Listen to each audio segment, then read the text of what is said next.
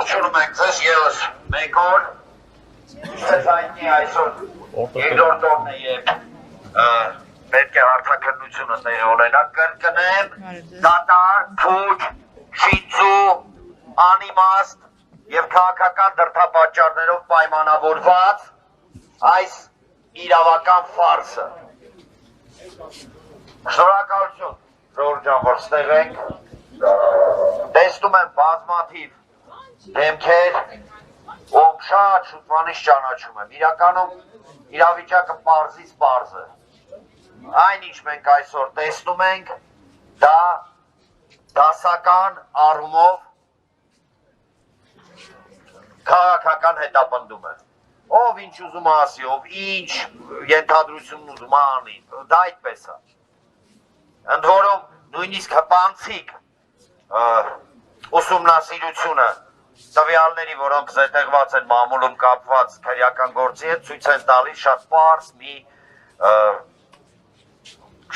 մի իրողություն։ Այդ իրողության տրամաբանության ներքո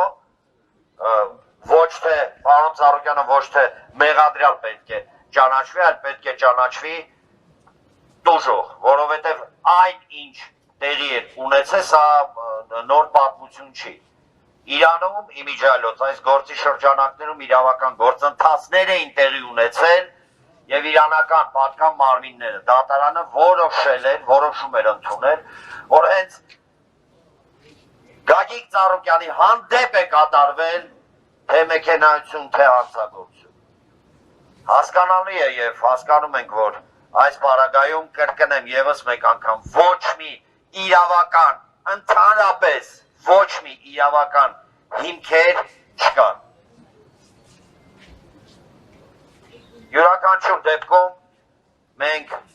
ստեղ ենք, մենք միշտ եղել ենք, կանք և կլինենք պարոն Ծառուկյանի կողքին և երեկ ասել էի մի արտահայտություն կա, արդարությունը, այո, լինում է, որ հապաղում է, ուշանում է, բայց ինքը մի ունակություն ունի, ինքը միշտ վերջում գալիս է։